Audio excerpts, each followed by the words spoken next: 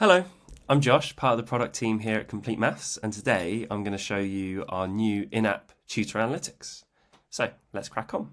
We've built analytics into Tutor so that teachers and leaders can access and inspect pupil activity data when it's most useful from within the Complete Maths suite.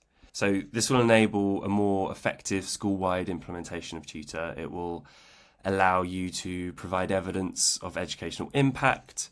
It will inform further targeted intervention and will hopefully have a direct impact on what sort of steps are taken in the classroom. It is available to all teacher users in all school accounts, and it shows live data for all pupils that are on Tutor. So, how does it work? When you land on the analytics page, you're presented with a number of filters.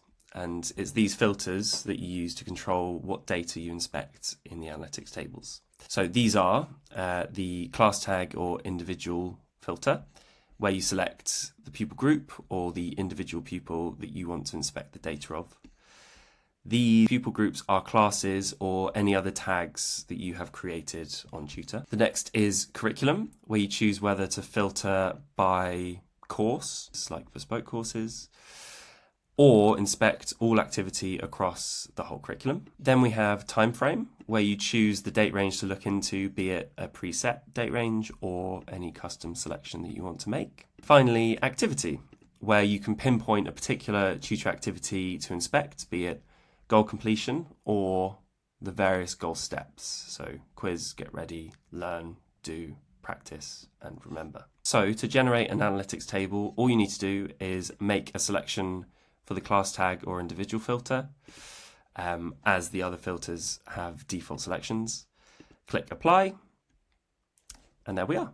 There are two main tutor analytics tables in this release. In the goal activity table, you can see various activity for the pupils in your selected pupil group, and importantly, what specific maths this activity has been on. So you can see it at a goal by goal level, or you can inspect the activity summaries by goal group, be it at a unit, stage, or full curriculum level. If you select a course instead of the whole curriculum, then you see the activity summary for that course instead. So that works for bespoke courses too. When you have goal completion selected in the activity filter, you also get this summary column, which shows you how many pupils within your pupil group have completed each of these goals. So comparing that number to the number of pupils within the group lets you know where a class is with the work that's been set for them. So let's take a quick look through all of the feedback you get for each of the selections in the activity filter. So starting with goal completion, we have true or false for each goal. For the quiz step, we are showing how many quizzes have been taken, the average score on those quizzes, and then the top score for each goal. For the get ready step, we're showing the results for the initial get ready quiz for each goal, and the number of subsequent knowledge gap quizzes taken within prerequisites within that goal.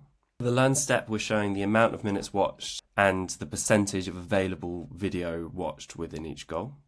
For the do step, we are showing the same as on the learn step, but for the do example problem pair videos instead. In practice, we're showing the number of practice questions answered and the top practice gauge level achieved in each goal. And finally, the remember step, we're showing the number of quizzes taken, the average score across those quizzes, and the top score achieved too. And for all of these activities, we have the summary cells for goal groups that display the relevant total or average for each data point. So that is the goal activity table. The second analytics table is the cohort summary. You'll notice this table looks a little bit different. We have removed the curriculum context along the left and flipped things around so that you can easily compare activity summaries across the pupils that are in your selected pupil group. You can apply all the same filters, so you can produce this table for only activity on a particular bespoke course, for example.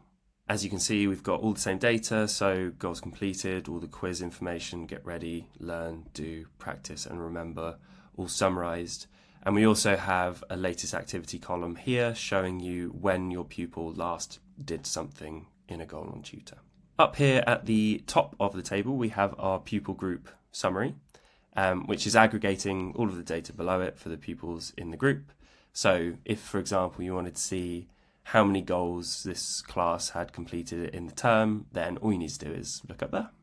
Just to quickly draw your attention over here, you can check when the table was last generated in the top right, and you can refresh that data in the table, so you can always have trust that you have the most up-to-date information. Next to that, we have our export button, so any analytics table that you generate can be exported as a CSV so that you can incorporate analytics into your existing reporting flows really efficiently.